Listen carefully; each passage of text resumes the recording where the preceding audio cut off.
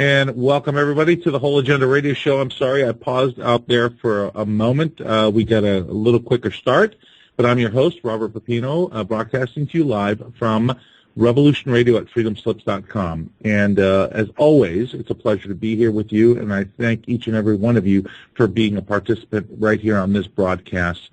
And you guys know it. I would not be here if it were not for you.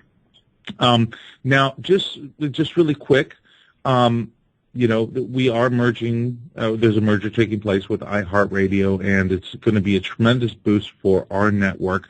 The listenership should go up tremendously, but we always need your support. Those bills come in every month, guys. You know that, and we need your support. Because you make this possible. We are 100% listener-sponsored. That means you make it happen. With that being said, if you can, please go to the donate section at freedomslips.com and whatever, 5, 10, 15, 20 bucks, whatever you can donate. It's a tremendous help to the network to spread the word, to spread the alternative information. And to me, and you've heard me say this over and over again, that the alternative media is the real media, is the real network. Mainstream media is dead in my opinion. They haven't told the truth in a very long time, and they will continue not to tell the truth. But here on networks like Revolution Radio, you will continue to get the kind of information you are seeking to enhance your wisdom, your knowledge, the betterment of your own life. And this is what it's all about. And you all know we don't get paid for doing what we're doing. We're doing it because we care, because we want to transcend the current system that we are living under. So please donate. And if you can't do that, guess what? You know what? You can go on Revolution Radio and click on a show that you missed, because everything's posted on YouTube, right? You can check out a show. Just bear through the commercial. It puts a couple of cents in the pocket of the network, and that helps as well. And of course, the 35,000 non-GMO seeds that Hawk is offering, with a 25-year shelf life for $100, it's an incredible deal. Or the $50 USB bullet drive survival documents. What an incredible thing for $50. I haven't heard of offers like that on any other network. But again, I want to thank you for your support, for supporting this show and all the other shows on this network. Now, guess what, gang? Last week I had Alma Roehling on, and I said to her, I wish I could have you on more. Well, guess what, gang? Ask and you shall receive. What happened was that my guest for this evening was supposed to be Mr. Jeff Monteith.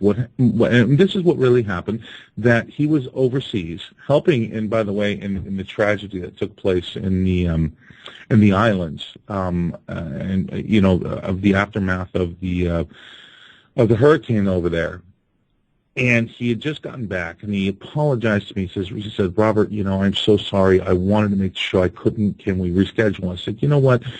That wouldn't be a problem. So this was earlier today, and I called Alma. I said, Alma, I would truly love to have you back on. And not just because I was just trying to cover the show, but because there was a huge, huge response from the last show we had. It was incredible. I got a ton of emails. Alma got a ton of emails in response to the last show we had. So I said to myself, Alma, I said, this is what happened. I said, would you mind coming back on? Because, I had a cancellation, but we had such a giant response. She says, I would love to. So, but tonight, gang, just so you know, that Alma and her husband, William, are going to be on together.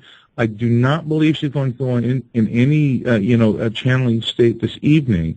If at all, if anything, it might be maybe like a half a chance channel state, but we don't know yet. But again, Alma and William, I want to thank you, as always, first of all, for being my friends, and secondly, for participating once again right here with me on this show. I love you both dearly, and all the information you have brought out, and all the things that I've experienced with you and through you has really transcended my life and brought me to a new level of understanding. And how do you thank someone for doing that for you? I don't know, but welcome, both of you. And it's an absolute pleasure to have you again with me. And I mean that from the bottom of my heart. You know, the universe answers us, and I can hear a double voice. Can you hear the double voice? No, you're coming through clearly. Okay, I'm getting like a double feedback. As long as you can hear it, okay. Let me try doing something. Hold on. Now, do you still hear it or no? No, it's better. It's okay now. Okay, great. Okay. All right. I want to explain just briefly. When you called, I had wanted to be more often before, Thanksgiving, because of all the hype building up around, ISON. And it happened that was the day after. So that's when we did the show. And there were still some unresolved answers that the universe wanted to give, information. So I figured they would do it in the next time that I would be on the show. So when you called and you said for us to, if we had the time to fill in, and I said, well, if it's meant to be, maybe your guests would call you, and everything would be fine. But if the universe wanted me to be on the program now, it would be so. So I thought to myself, and I told my husband, okay, we'll do the first hour with himself introducing how he came into this whole new life and world that changed his life as being a sky watcher with all the contacts and telepathic interactions he had had for so many years. How we met, basically, and how we have come together and joined 3 organizations to bring the scientific information of this phenomena, where everybody is now aware of, scientifically, because they need it scientifically. So we have it through the UFO Society. Then we have the spiritual through the San Diego UFO Society called Stargate 2012 and beyond. This is the spiritual side of the equation, because not all is malevolent. So we also are dealing with the benevolent side of all this. Well, and then we're also... Alma, I just want to say, I think we're dealing with more the benevolent side than the malevolent. I truly believe that. We are doing that now, but most people, believe it or not, even with the sky watches that we've been attending and the ones that we attended in LA, daytime summoning with a beautiful human soul that has a high purpose on this planet as well, to awaken and enlighten humanity. And we went there, we joined with him, his daytime sightings. There are still people that even go there that truly feel that these sightings are of evil origins. So not just people that go to these UFO sightings, many are even scared to go to night vision sky sightings. And all the hype in the internet is drawing people away from gaining knowledge through fear. And we're trying to bring enlightenment through love, understanding, and wisdom. Of course. That benevolence exists. And people should, look for both ways, not just one-sided. Be open-minded and get their information from both sides. And they can make a very clear decision on how their soul feels with the information. If you still want to think it's all evil, then it will always be all evil, and that's what you're going to attract. But if you believe that there's also good and there's benevolence in the universe, you're not going to be afraid, and you're going to attract the benevolence in your life and benevolent sightings. So it's very important, these, UFO sightings, both day and both night, and joining together with Mr. Robert Bingham, he's doing the daytime, and other UFO summoners, and joining together all who wish to see them through night vision and special equipment through night vision, you can see different aspects of the UFO phenomena with your own eyes, a different experience, but you need specialized equipment. So we have this. We offer this. So we're trying to fill in all the areas for the individual to take their own personal time and do the research, and not be afraid of gaining more knowledge and even looking up certain biblical scripture.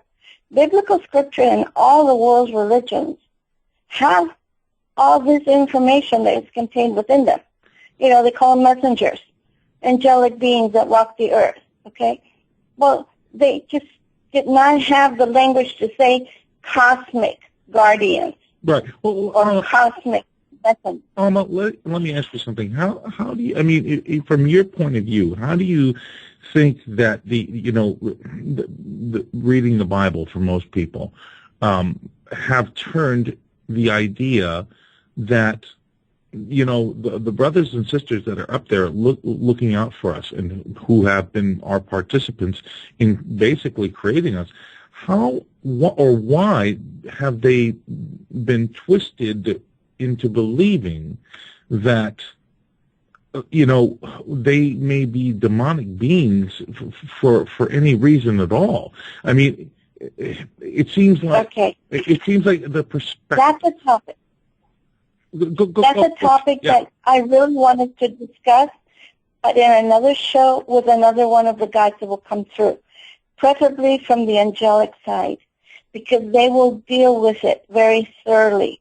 And this time, what they want to discuss, when I wrote it down on a piece of paper, it's also biblical. And if people do the research, they will find that what they want to speak about is the name of the towering lighthouse of Babel, why this name was given to you for this program and for these channel transmissions. And it's also taken from the biblical meaning of the Tower of Babel. So I can guide your listeners that they can go into Genesis, chapter 11, verse 1 through the 9th, where it's a beautiful way of them interpreting what this means. And if they read it through, they will understand why this occurred, why the Tower of Babel was built, why did they stop building it, who was the God that came down and saw that they were building this tower and stopped it and separated and then gave them all these different languages. But who were the gods or who were the rulers at that time that enslaved the races to build this tower? What was the purpose of it?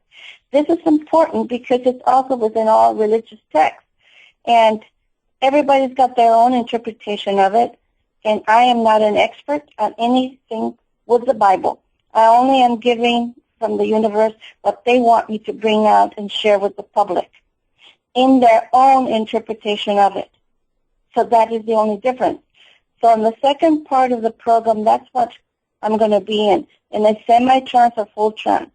They will explain why the name was given to you and why it is related to the Tower of Babel and the meaning behind it.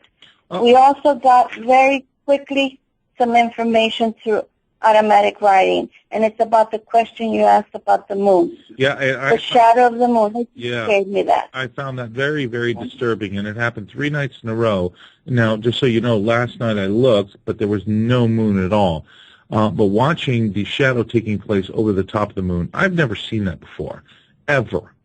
Right. You have the vertical shadowing of the moon, but never horizontally like that. That was just the most bizarre thing I've ever seen, and that's why I brought that up to you. And hence, the universe brings things together for particular reasons. Exactly, my guest not being able to show up tonight because of what he went through, and then you being able to come in, and because I wanted you, want you more on the show, and here we are having this conversation, and nothing ever happens without a reason, in my opinion.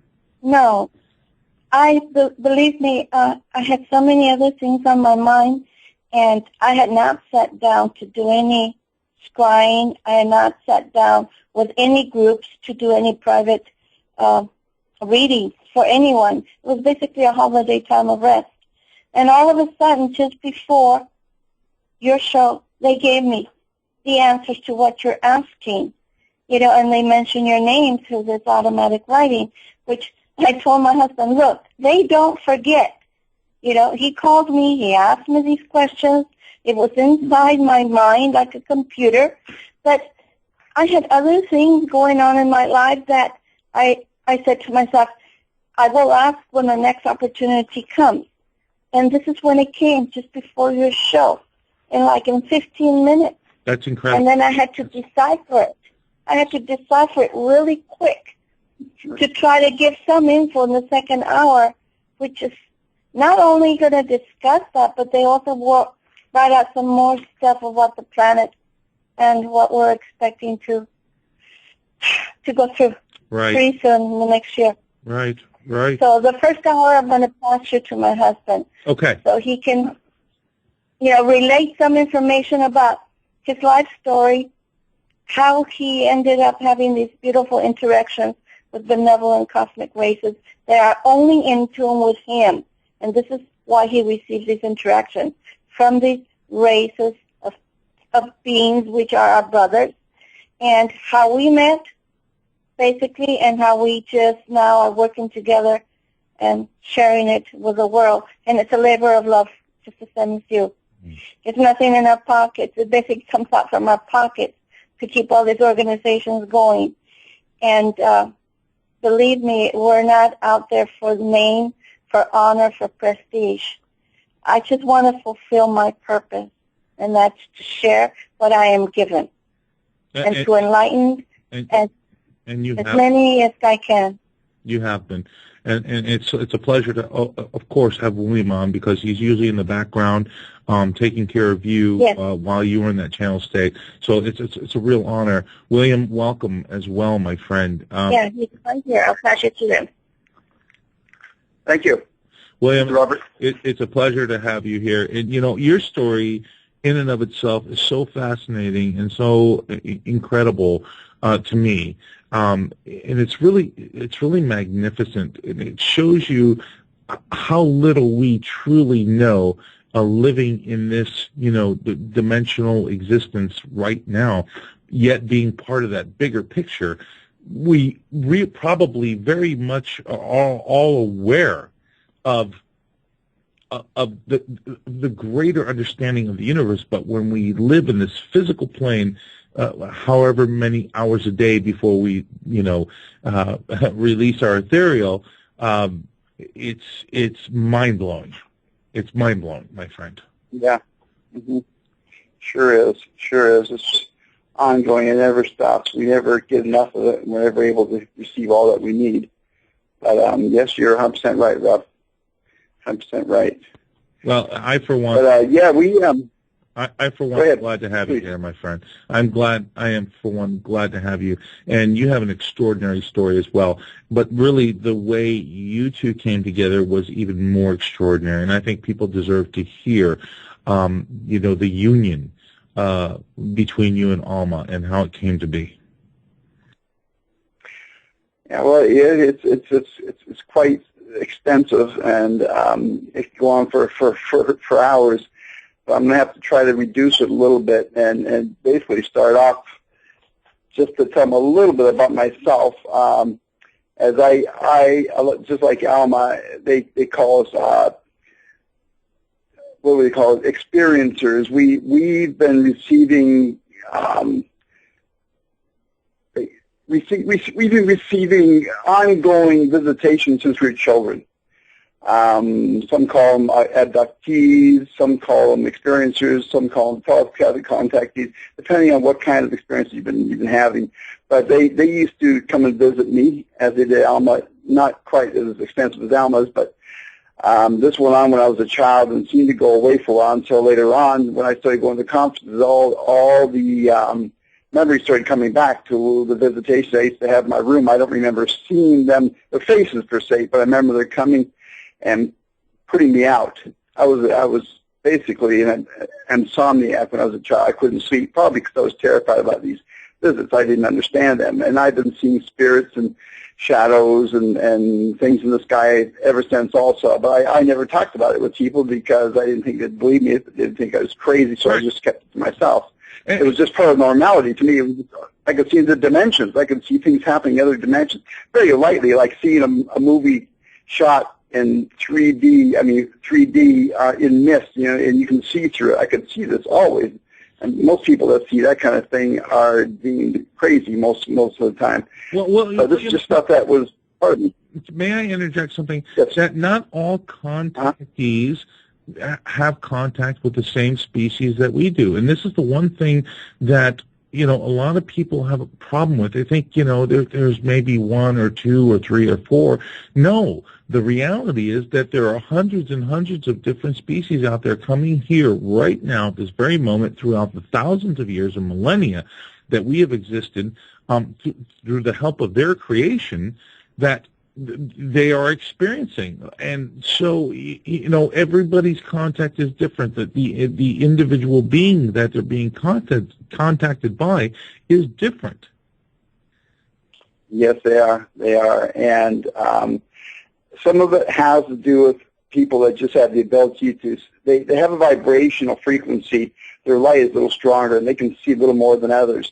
And other people have direct contact with specific races because it might go back to their origins before they incarnated here on the planet. And like me, I am directly connected with specific races that I had connections with before I incarnated here. So when we do our sky watches, we do our summoning, even though we see lots of craft, specific ones that interact with me are usually the ones that are connected with me.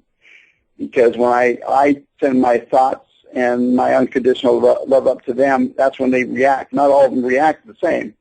And I've never used lasers either. People use lasers to try to get them to light up and do things, but I don't do that. We just use our telepathic abilities and sending our unconditional love, and they send back their unconditional light and respect, to what we're sending up to them. And this is basically what it is. Like Alma explained before, and her guide, that it's like they place a specific frequency, a telepathic frequency, almost like a walkie-talkie, you'd say, and only this specific race can connect with me through this frequency. And this is what they activated back in 2005 when the orbs went through my head, and that whole story I talked about last time. Right. After that, after the activation is when they placed the ethereal energy in me and activated all my telepathic senses and my chakras and everything else. It buzzed in my head and vibrated for over a year or more. And this is when everything started happening. It started just popping and snapping. I started seeing things everywhere. And from there is when my journey really began, which was trying to find out what happened to me, why these things went through my head, and what they were, trying to find out what they were, and not finding any help anywhere. I searched and searched and searched. And after a good year or so, I ran across a friend of ours. His name is Ed Grimsley. He was the father of night vision ufology. And he's basically the guy that brought it out to the world, the night vision phenomenon, right. To see, yes. Be able to see UFOs with night vision. It was like a new thing. It was the greatest thing ever to me. And once I finally got through to him and told him my story, he was blown away. He was just like, wow, I can't believe it. This is an amazing story. And I have a friend, he told me that would really like to know his name and about you. And he said his name is Jose Escamilla, who is a very well-known movie producer. Does mostly paranormal, amazing movies from the paranormal, UFOs, the universe, and everything else. Fantastic films. And and this is someone I was trying to find for at least a year anyway. And I talked to Jaime Maussan. I talked to so many people in ufology. I went to conferences, and no one knew what I was talking about. Everybody that thought they knew everything knew nothing about these things that went through my head, the EBEs. Until I met Ed, and Ed put me together with Jose. When Jose called me, he said, "Bill, you're the luckiest guy I know. These things, I just made a movie about these same exact creatures. They're actually called EBEs. And there's different types of EBEs. These particular ones are called ethereal biological entities. And they are little orbs the size of golf balls And they can be the size of a marble or the size of a mountain, believe it or not. And in his movie... And William, just to throw this out there, for any skeptics, look at the nanotechnology that we're creating here right now on the planet. So if you have any inkling of an idea of what we're creating and what they're able to create, put two and two together, and then you'll have the larger understanding. I just want to throw that out there. Excellent. Yes, very good. Very good. That's excellent. And anyway, Jose's movie, he said, I just made a movie, The Greatest Story Ever Denied, with Trevor James Constable. And he is a known scientist who's really well known for his research into the unknown, and mostly the EBEs in the universe and the ethereal realms. And anyway, he discovered these things and learned how to photograph them, and he's probably the foremost expert on the planet about these things. And so anyway, Jose told me all about it. He says, I'm sitting here looking at my wall, and there's a picture of a group of these exact same entities that went through your head. There's a group of them encircling my head, he said, out in the desert. So I'm looking at it. It's an amazing picture. And there's even a video out, YouTube video called "They Live in the Sky." UFOs, they live in the sky. And if you look at that video, you'll see these weird, they look like spongy-looking things that have a dark fur on them, but they glow. And anyway, these are highly evolved beings that are so highly evolved they can turn into anything they want pretty much. They jump from dimension to dimension, and they usually work for the creative realms. From what I hear, they come from creation. They're part of creation. They go and they assist anything and anywhere. They become living ships. They are actually part of living ships, which are known throughout the universe also. And they can create living spaces inside themselves, just like crafts, and fly around. It's hard to believe, I know, but this is a true fact. Well, and they would me, William, not hard for me to believe after the experience that I went through. Not hard at all, my friend. Well, there's quite a few that have trouble grasping, even if they study UFOs. But these are prevalent everywhere, and the higher evolved beings all look at these just like we do of higher technologies here. But this is a huge thing that's going to be coming out more and more in the very near future. Anyway, these ethereal beings, basically they just deposited the energies in my head, which got everything going. And so eventually, through Ed, we started going, I started seeing UFOs everywhere. They started following me around in the sky, and people didn't believe me. So eventually, after meeting Ed, I acquired a pair of night vision goggles and hooked a camera up to them. So I was able to record what these things were over my head, mostly in the evening, obviously. And that's when things really started taking off also. And since I attracted these things, and they were around me always, Ed started taking me with him to conferences, UFO paranormal conferences, and we started doing sky watches. He had a whole bunch of night vision goggles, so we started taking people out at conferences and showing them their first UFOs. Most people have never seen one, but they're being seen more and more now, thanks to me, Alma, and many other people, Robert Bingham. So we met a lot of people through that, and eventually, going down to Los Angeles, Ed running a Skywatch group down here, Ed met Alma, my love, and I invited him to I guess. Yeah, he was invited down here as a guest speaker for Alma's San Diego UFO Society, Stargate 2012 groups. And so eventually I was down here speaking with Ed at another small conference in San Diego. When I met her, I came off the stage and she came up to me and she said, I would like to have you down sometime if you'd be interested in coming to the UFO Society. Also, the main reason I want to talk to you is I have a picture of you. She said it was hand-drawn picture. It looks just like you. It was done through automatic writing, and this is a semi-trance state, telepathic state process that she goes into a semi-trance state and she draws. But it's not her. When she said that to you, what did you think, though? Because, that's got to be... The universe drawing through her. Yeah, well, it's the universe drawing through her. When she told me this, that she had a picture of me that was drawn in 1986. And 1989. 1989, excuse me. And she said that when she drew this picture, the message was she would meet me someday. So this person was coming into your life. So when she came up and told me this, I was quite taken back, and I thought, well, maybe, it's interesting, it's very nice, but could be anybody. So at the time, I said, well, thank you, it was very nice talking to you, and we talked about a few other things. But that same evening after I did my little talk, several other people came up and told me similar interesting things. Not that they had a picture, but they saw my face in the clouds, and someone else, one of the guides told them to come and see me, and this is how we met. So eventually, I came back down with Ed to the San Diego UFO Society meeting, and that was on 2011, July 22nd, 2011, I believe, and that was on a Sunday. But that Saturday night and Sunday night, we had a sky watch.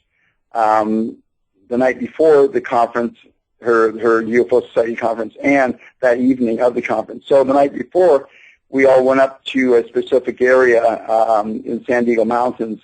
We did an amazing sky watch, and a particular set of crafts that come over called the UFO twins showed up, and they're very significant. They're the ones that have been following me for many, many years, and she didn't show up that night. But the following night, I called on the twins again, and there was a group of about 60 to 80 people there.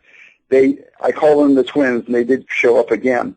And that evening when she was there, she saw them also. And so that evening, right after I called on them, she came up to me. She said, "William, I have a message for you."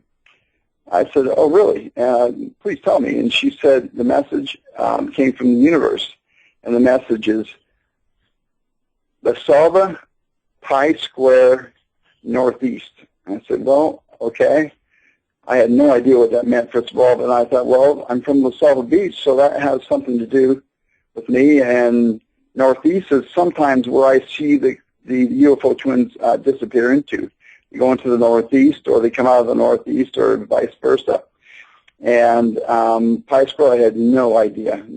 I found out a couple years later, basically, that it had something to do with the Pleiades and my origins, where my roots actually come from through prior incarnations. And so it was very interesting, very interesting. And from that night, we began talking more and more. And from that night, she started receiving messages and sending me messages through automatic writing and through channelings over the phone and the internet of amazing, amazing messages. And first of all, they started telling me who I am and making me understand my purpose here. And they tell you things that only you know. So to help validate and understand. Let me ask you something. I mean, when they first started telling you these messages, I mean, what was your reaction? I mean, did you even conceptualize it yourself that this is just too incredible to believe, or did you accept it and say, okay, I know that I always aspire to be something bigger than what I am, and I'm a participant of something much larger than myself? Well, partially that, but also, it has to do with my background, what I've done, where I've come from, my family's background, my bloodlines, everything that brought me up to where I am now in my life that had to do with my evolution of what my purpose here on Earth was. It fell in place perfectly. It fit the pieces of the puzzle that I had questions of, things I was waiting for that made sense and connected, made me feel complete and whole. And I knew I was going in the right direction. It even goes back to, my family's bloodlines go back to the NASA space program since its inception. My uncle was, one of the top administrators. My father and mother were involved with NASA, and my father had amazing experiences there. And he told me things when I was, young. It all built up. I go back to the original Knights Templar. My family does. My bloodline goes back to the original Knights Templar, and it all interconnects. But all the information he gave me fit all the pieces of the puzzle. And when things happen in your life, and it's correct, and it makes you feel complete and whole, and your whole evolution kind of grows, your whole body grows, your whole consciousness and spirit grows, you know it's right. And it all felt good, and it was in the right direction. And so when everything started connecting, I knew this was amazing, and it's something I've been waiting for all my life. It was making me feel more complete and helping me to understand my purpose and my missions and what I was supposed to be doing. Because I felt alone. I felt lost, like something that didn't belong, because I was so far out there with my beliefs and what I did and what I saw, my experiences. No one else could comprehend or understand it. And once Alma came along and helped me with this, I felt complete. I understood. I saw the light at the end tunnel became all light around me again. I knew, this was the right path. It was something I was waiting for all my life. And she is someone that I was waiting for also. And slowly but surely we got, we started talking to each other, and a slow evolution of getting to know her, and with the help of her guides also. And her as a person was amazing, and it all interconnected perfectly. And all the problems that I've had throughout my life, all the things that were missing, she was filling in those parts. As if, I don't know why it didn't happen earlier, but it happened when it did, and it happened when it was supposed to. This is... Well, I'm sorry, William. I didn't mean to interrupt you. When do you want to start taking calls? Because people are already trying to call in to speak with both of you. Did you want to wait till the second hour? No, you can start now, because I just wanted to basically let you know how we came together. And as this happened, like I said, we eventually became engaged and married, and everything is just boom from here. And now we're running 3 organizations: the San Diego UFO Society, Stargate 2012, and the San Diego Legions of Light UFO Skywatch, which covers the scientific, the spiritual, and the sightings. Okay. We cover all 3 now. Let me do this. Go ahead. We had Dave Rialto just try and call in. So, Dave, you can call right back in. I'm sorry. I'm sorry I pushed you aside on that phone call. I just wanted William to finish up his thought process here, but you're more than welcome to call back in and join the conversation. And for anybody else who wants to call in, the lines will be open from now to the end of this hour and going into the second hour. And hopefully, you said maybe a half-channeled channeled state, Alma. Whatever happens, it'll be wonderful regardless. Because I know there's a lot of information that still needs to come out regarding the question I asked about the moon, which just blew me away, by the way. So, Dave, you're more than welcome to call back in, okay? And William, continue. And when and if Dave calls back in, I'll just drag him in, and he can participate as well. So please continue. Okay, that sounds fine. So eventually I started coming down here more and more and helping her with the UFO Society meetings until I could get my life straightened out up in La Selva Beach there.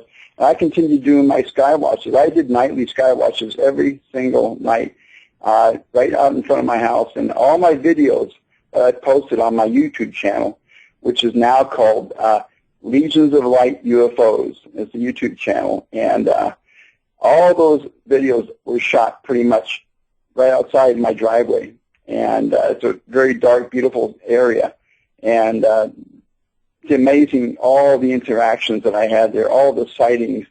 I would have 20, 30 visitations a night sometimes. These crafts would come over, and very few of them were dead nights. Most of them, there was always something happening, whether they interacted or not. There was always activity out there. And once I met Alma, things just quadrupled.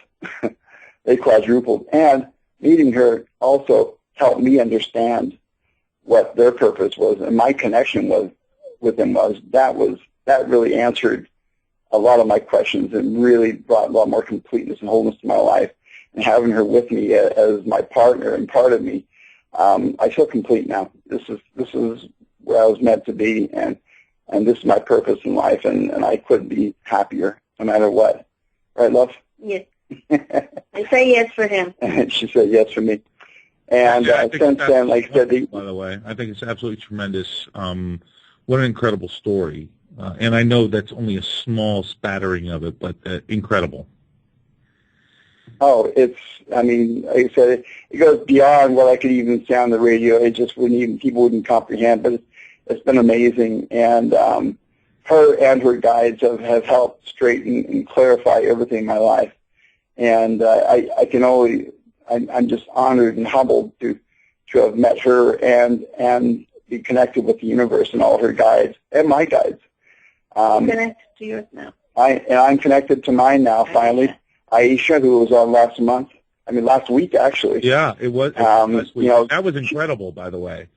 That was mind-blowing. I was absolutely blown away. I was blown away. It was so beautiful. And by the way, for anybody who listen, gang, these shows are all recorded, and they're placed, especially for this particular show, the Towering Lighthouse of Babel. They are all placed under that on my website at thewholeagenda.com. So you just go to my website, and then go to the links, which are located on the left-hand side when you're looking on the screen. Just click on the Towering Lighthouse of Babel, and each show is placed under there. So you can go to the latest one. It's already posted, and listen to it. And I'm telling you, you'll be blown away by the information every single time, in my opinion. Yeah, every single time I say, because they always come out with new information, and they're doing everything they can to prepare the human race for what is to come, to help us understand our place on Earth and the universe, and where we come from, how, the direction we need to look, and how to prepare and help others connect and awaken others for our coming future. Well, you know what? And to help us prepare for all the trials and tribulations. Go ahead. Well, I was going to say that, my whole standpoint has changed on that. I've been talking about that a lot lately, joining different roundtables here on the network. That, I used to contend with that 3%, that, 3% of us are awakened. I actually have to think that it's probably closer to 10%, which is quite incredible in this day and time. With all the nonsensical lies that are fed, spoon-fed to individuals on a daily basis. And what is the medium that they use for this? It's television. And people have been so conditioned into the system that so many of them have such a hard time seeing past their own nose. But what I do see is that there's a starting point. And I think the awakening process for a good majority of people probably was with 9/11, and if and when they start doing that research, they come to the realization that everything that they've lived, everything that has been told to them, has been one gigantic lie. So in essence, and I know this is kind of it's strange, and it's mind-blowing in a certain way, but taking such a devastating event that we went through here, people are starting to go through the process of awakening, so that you can take a very bad scenario that took place, well, not scenario, but bad event. It was an actual physical event that was devastating to the United States, created by a small group of people. You can use that as a sounding board to create enlightenment, which is just an incredible thing, an incredible process of change. Yeah, very true, Rob, very true. But, just even making my change, leaving La Selva Beach, it was very challenging. It was a big move for me to leave La Selva because of my activation happened there in that area. And I had so much activity and so much contact, ongoing, amazing contact with the benevolent cosmic brotherhoods. I didn't know what to expect when I came down here, but I do know that when I used to do sky watches with Ed, we'd go out and about. We did pretty darn well, but home is always the most comfortable place. And once I came down here, everything followed me down here pretty much. It was really amazing, and this is my home now, too. And I'm really happy that I made the move down here with Alma and her family, and they've made me feel at home.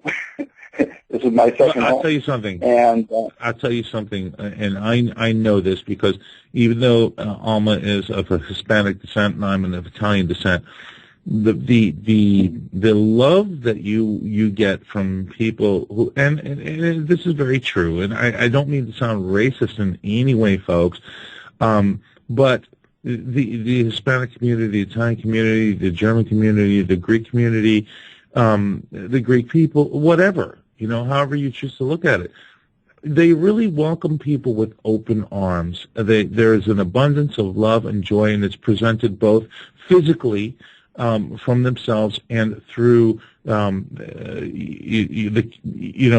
food that is derived from each region, and it's quite incredible. And I can't tell you how much I appreciate that. Truly, I embrace it. I embrace it with all my heart. So do I, Rob. Food is my life. The universe, Alma, and food are my life. It all ties together with me, and it was amazing.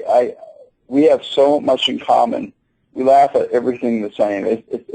We interconnect as if we're one, and that's probably the most exciting part of this marriage and her is being one with her and helping her through her trials and tribulations, and her helping me through my trials and tribulations, and knowing what to do, knowing how to keep everything going, and protect her and keep her safe and healthy, and vice versa with me.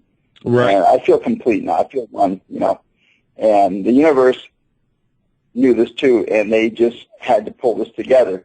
And to hear the whole story from beginning to end is unbelievable. But this was their plan. This was their plan for years and years and years and years. Since my early adulthood, they had planned to bring us together one way or another, whether we were married and with the other people or not. They said eventually we were going to be together. And it happened. And no matter what happened, we were together. Me knowing both of you, and I don't know you, an inkling compared to how you know each other intimately, that is an amazing thing in and of itself. And it's to see you two together, it's an incredible thing because you fit like a hand. Yeah. You fit like a hand in glove.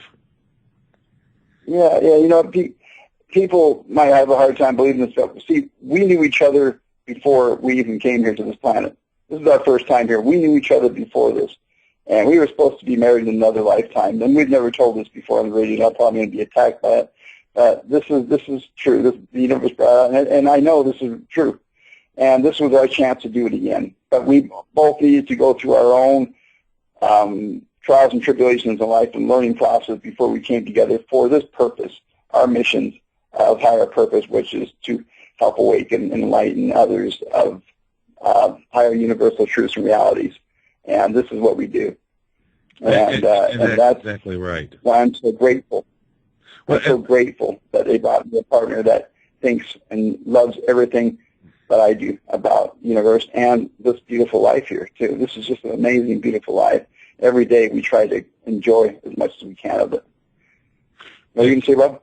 No, I was just going to say I absolutely agree with you, and I can see that with both of you when you're together. And I can't wait for you guys to come back out here again. Hopefully my circumstance will change. You know the situation with my father.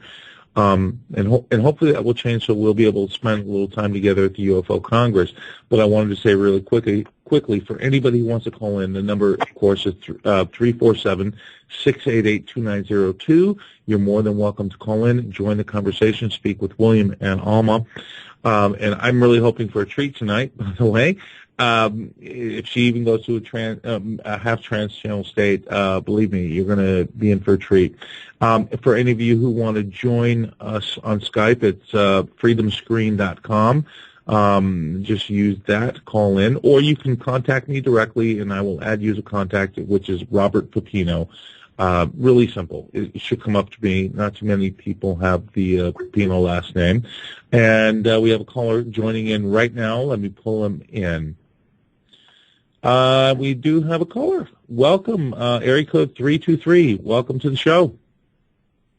Hello, my name is Robert Bingham. Oh, Mr. Bingham, welcome so much. Thank you so much for calling in. This is a real honor and a real treat, sir. Well, you're welcome. It's my pleasure to be on the show. The pleasure's all mine, sir. I wanted to say some of the things that William was saying as far as things happening in the proper time. I've experienced that. I have a camera ready. Absolutely. And you're right about that, Robert. I kind of transcend that a little bit myself because for me, it's no longer about the crafts, but the experiences, which I'm waiting for right now to remember. I keep wishing and wanting for the memories to come back in, and they've told me over and over. They said, just remember your dreams, and I do remember my dreams, but I haven't gotten anything yet. But I can't wait for that moment to where that first experience comes in, and reactivates my mind of where I was with them. I literally can't wait for that moment because it'll probably be mind blowing. For me as well. And Alma's laughing in the background. It's William laughing too. I know how badly you can taste it. Yeah, pretty much I can. So let me do this really quick, Alma, because I know there's much information to get out there. I want to just say welcome, Mona, and what do you have to contribute to this, my dear? Depends on which variety you're talking. I always was interested about the implants because I know I've had some, but I've also had the times where I was driving and couldn't take pictures of those UFOs I was seeing. So basically, I'm right there along beside you on whatever topic you're thinking about discussing. Well, you might want to direct that to Alma because I think she has a very clear picture about most of this stuff. She really does. I really don't have any question of it because I know the validity of each variety that could be a dimensional shift. So I really don't have a question except why does strange stuff happen with the humans? I'm not worried about it. So let's do this. Why don't you hang out with us? Just, mute it up. Hang out with us and let's get this information out right now because this is going to be some pretty powerful stuff. Every time it's powerful. And yes, her message is really good. I'm anticipating this. So, Alma, you have the floor, my dear. Okay, what I suggest, I know time is precious for everyone, but I do suggest whenever you take the time, go back to the beginning, 2012. The podcasts are already posted on the whole agenda. You start from the beginning, and you will see that each one of them will follow to the next one, and you will see the variety of the different spiritual cosmic guides, angelic messengers, members from the Councils of Light. There's many that come through that need to come through to share with humanity.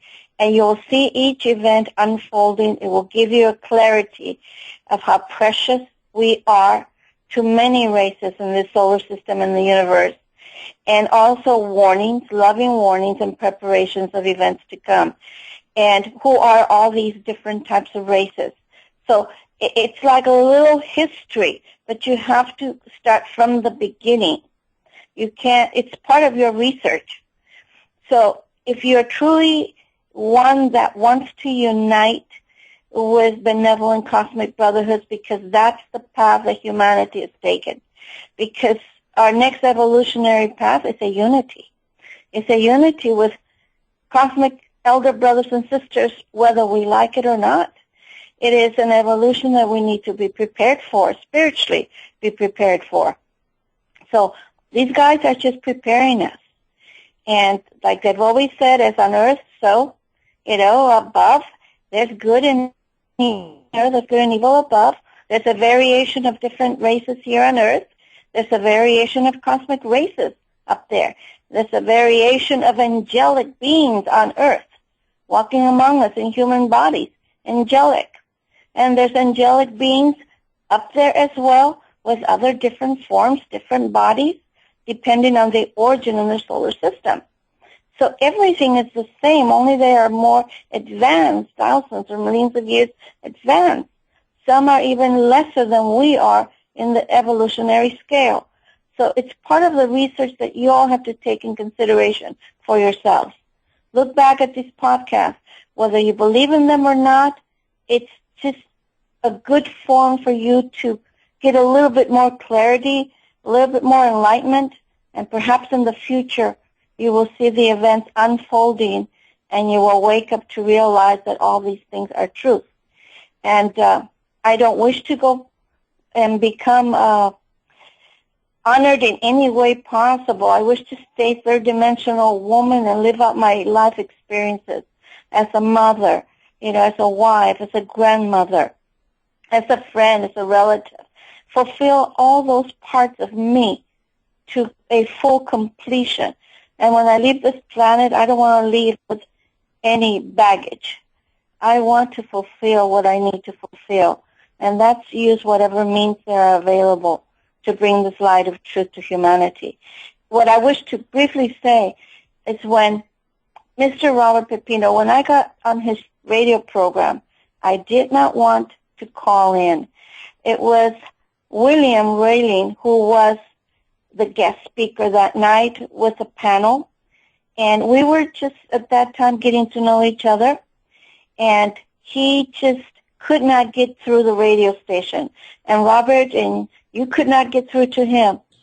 So my guides came through automatic. You couldn't at all. At all. So my guides came through automatic writing and told me right away in few sentences, call the station and tell them they will not get through Mr. William because there's interruptions, that blockages that will not allow this to go through until after the radio program. So call in. And I didn't want to. I said, I don't want to. And they said it to me again, call in. So I finally did call you, and I told you what was happening and that you weren't going to be able to get in touch with him until the radio program was over. So that's how it happened, and you and I spoke for a little bit, filled in about 5 or 10 minutes. I don't remember what I said, but I took part in some of that discussion. I remember what you said. I remember what you said. You remember. You said, I'm calling in for William. He is being blocked right now, and he was not going to be able to get through, but this message was being sent to me, and you remember what I said to you privately, that I said, oh, great. This ought to be just, I didn't believe any of that. You know that. Yes, I know. That's why I didn't want to call in. I thought you was crazy or something. But I did it anyway because the universe told me to do so. So I always fulfill what the universe asks me to do, but it's also my free will not to. There's no judgment. I've studied. And also, they gave it to you through a semi-trance state, through scrying, what the title of your new radio program was going to be. And it was going to be the Towering Lighthouse of Babel. And they explained to you why. The Towering Lighthouse means that a lighthouse sheds its light upon all directions, over the sea and over the land. And it's a safe light for all the boats or all who are lost to find the light and to come near that light for safety. So that's the towering lighthouse. Towering would be that it would grow. Lighthouse would be the lighthouse that you have here on earth that guides the ships to safe harbor. But then they added the lighthouse of Babel. So that is a biblical part that they took, added to the towering lighthouse of Babel. So biblically, it's the Tower of Babel. So really, your radio program is in reference to the Tower of Babel, which is in Genesis. And I looked that up. I looked that up because I wanted to know more about the Tower of Babel, and I didn't know. And I found some very beautiful interpretations in Genesis 11, chapter 11, 1 through 9 verses. You will find beautiful information there that tells you about the Tower of Babel. And I want everybody really to check this out, because what they say is so important. I'm just going to read 3 sentences because it's lengthy, okay? And this is only because I'm going to go into a semi-trance state because I want to give you information regarding the question you asked me about the shadow of the moon. Yes. And that it was concerning because it Yes. was not being seen. So some of that information came through, plus much more. So I want to get a chance to get that. But I want to read just something that is in Genesis 11. And this is only towards the end of it. And I'm just going to read it briefly. Those that are interested can do their own readings at that time. And in a brief note is the Tower of Babel, this is my note, was built by orders from whoever the rulers were at that time for humans who were enslaved at that time to build the Tower of Babel. Once accomplishing that task, they felt that once they reached the top and created basically a temple, that they would become as gods. Now, there was one language spoken of by these races. This was after the flood, okay? The races that were here on earth, supposedly, according to Scripture, were all of one humanity that spoke one language. But they were also humanity that was under control by certain rulers that made these towers. So when they were accomplishing the tower, they were building this tower. The tower was basically for the leaders to bring upon themselves more power and a greater name. But then it says that the God above saw what was happening, that its human souls were building this tower.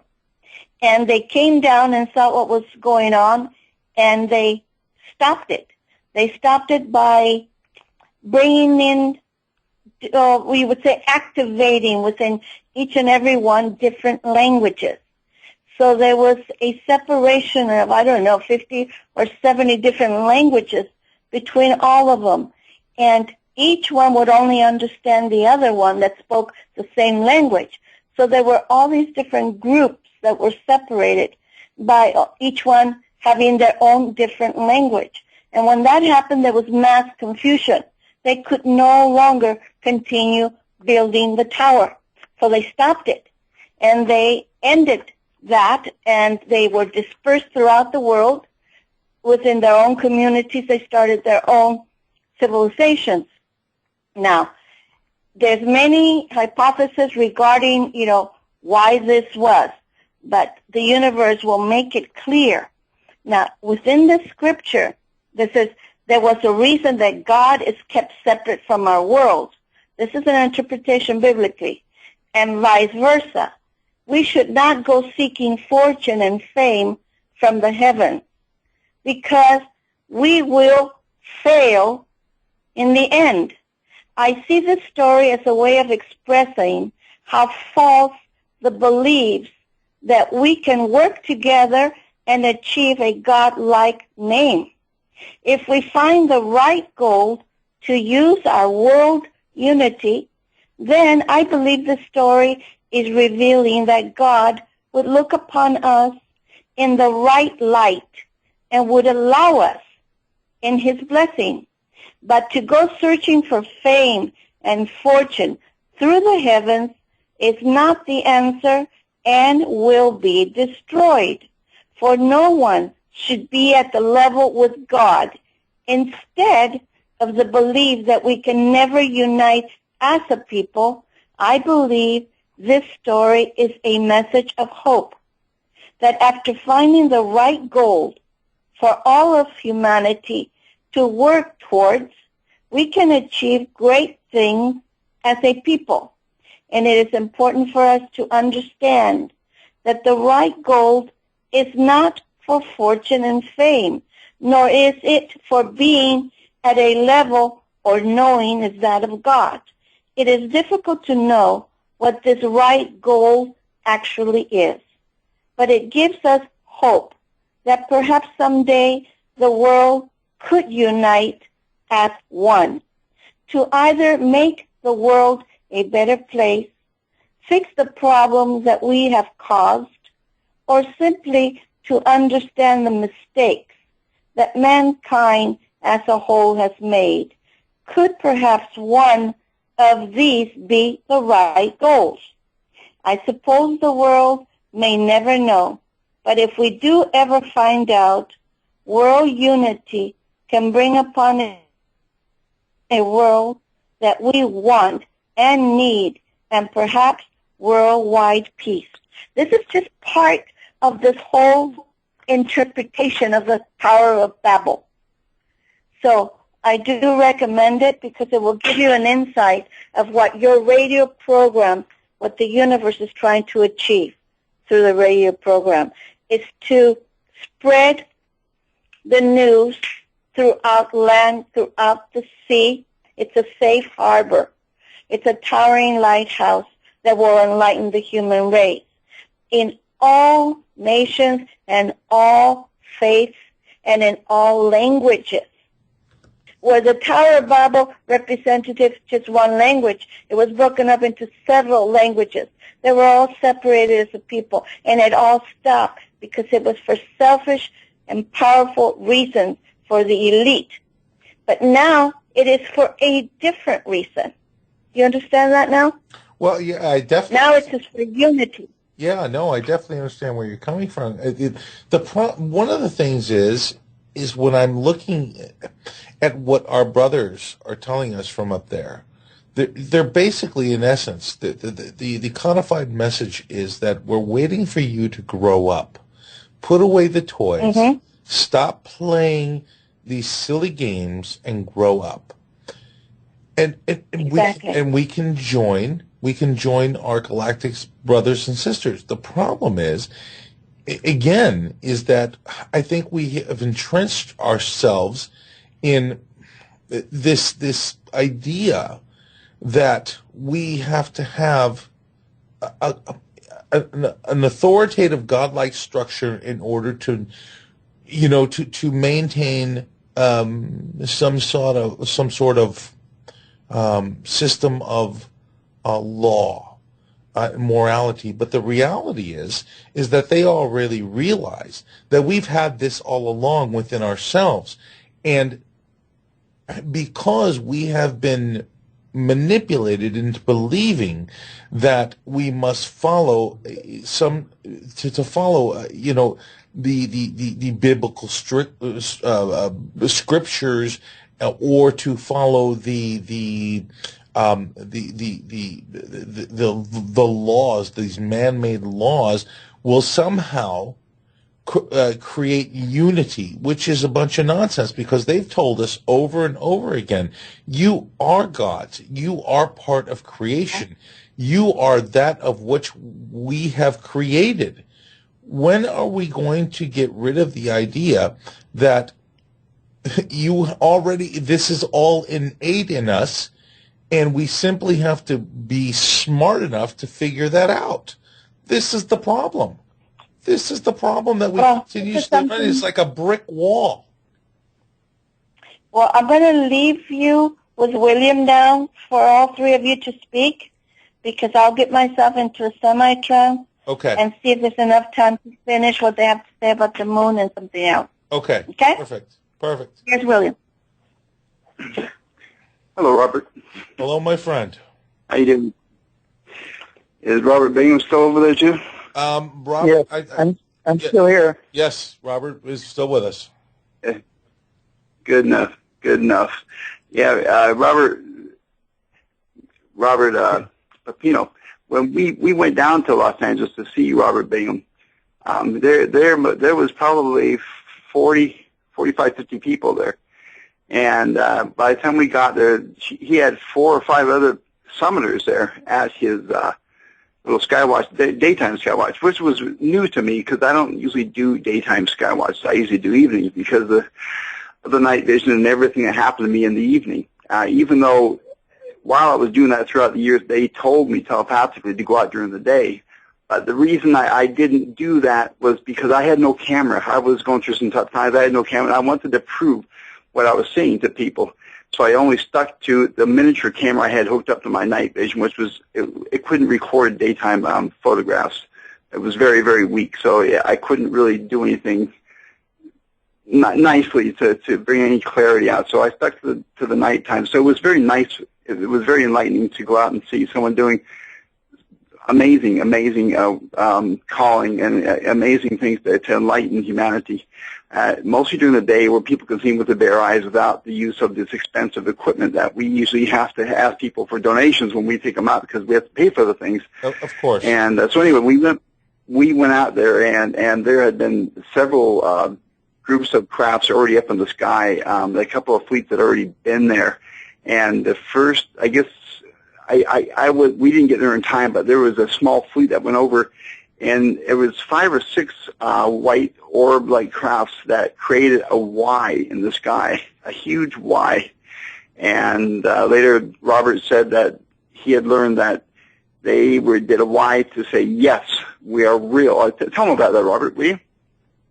Yes, they came in a Y formation, and what I was told telepathically was that they were most people there were questioning, are they craft or what are they? And they came in a Y to tell them, yes, we are here, and we are what you're questioning. We are terrestrial angels, and we're here. And they took a series of about, I don't know how many photos within about.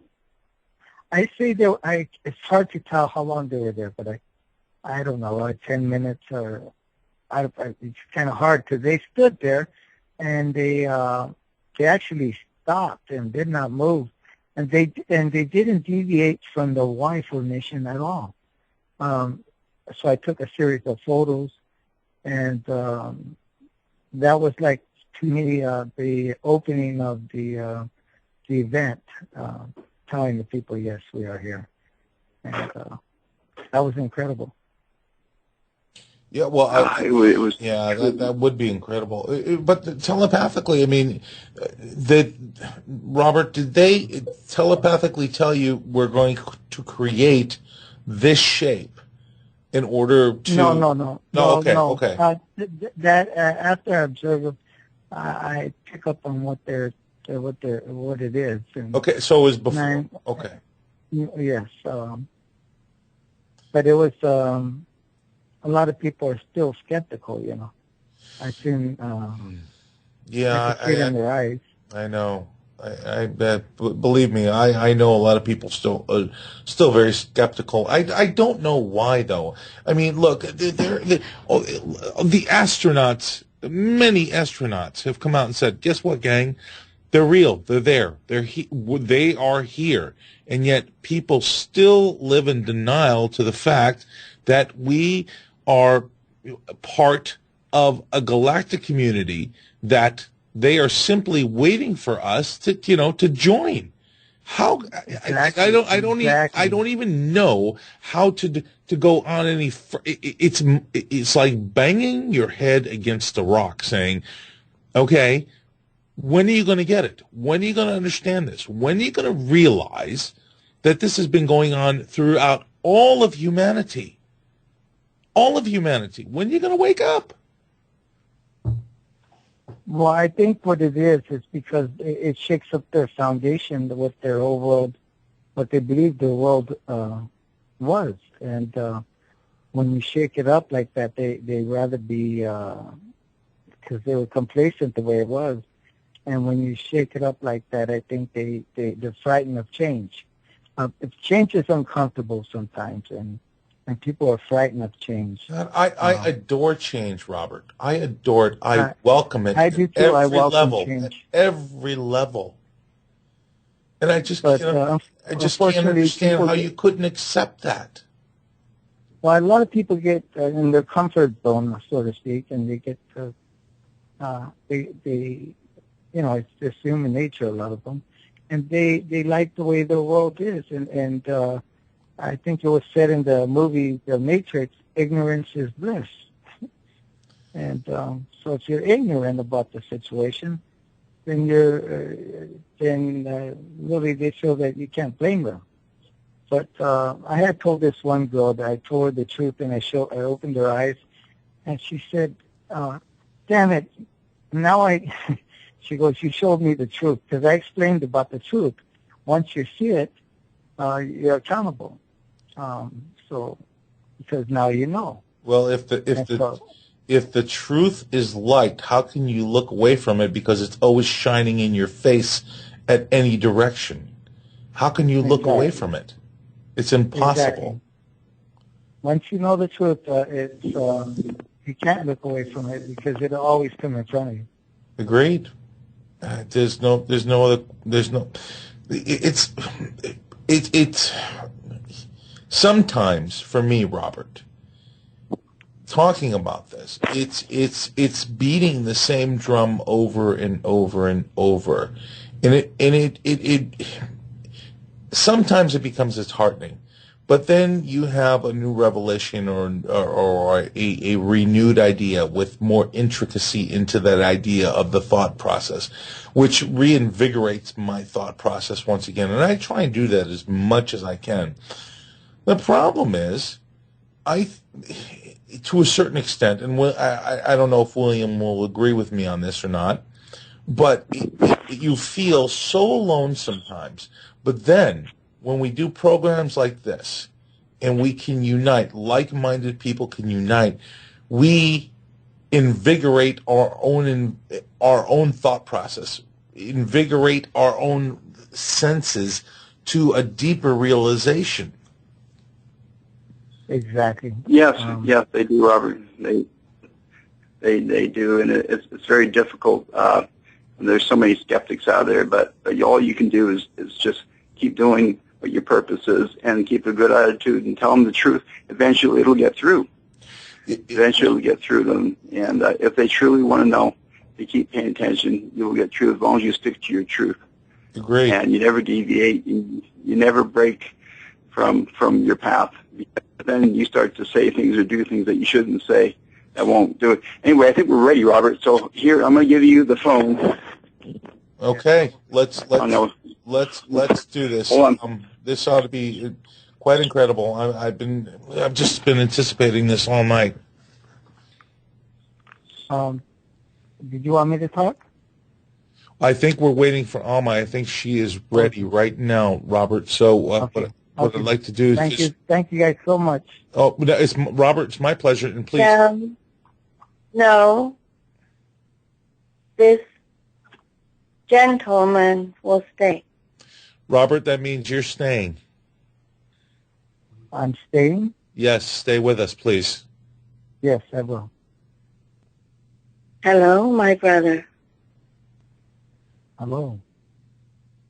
I speak unto you, Mr. Bingham.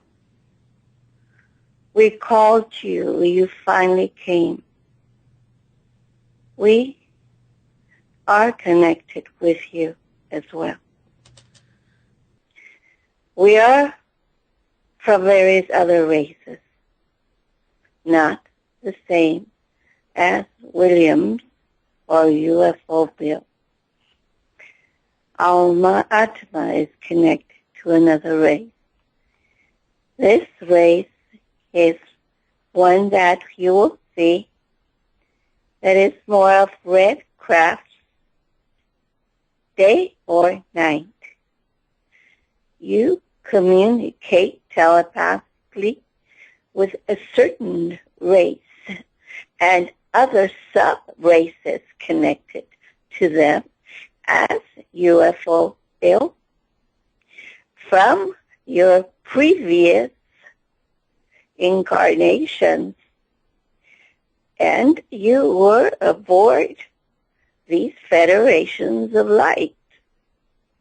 That is the time that we chose for all of you to come together at this time. And we spoke on to our sister Alma Atma to bring this enlightenment as well in the daytime and unite with you, our brother, and others who are on the same frequency of unconditional love and service to humanity, to awaken the human race of our existence. For you are not alone. You have never been alone since the beginning of your time and evolution as a human species. We are all interconnected, as you know this. Some within your biblical scriptures of all your faiths speak of angelic messengers on earth. They did not have wings. They walked among you on earth. Some were of cosmic origin. Some were from the angelic realm. And yes, you do connect with those of cosmic origins as yourself, and some of angelic origins from the angelic realms, as William does with his own race from the Pleiadians and others connected sub-races to the Pleiadians. This is his telepathic interactions, and this vehicle is an open receiver, communicator, and transmitter for various enlightened masters from various councils in the solar system and outside of the solar system. This, we say, she is a transmitter like a radio, transmits waves of sounds that are put together in words and phrases, so you understand them as a language.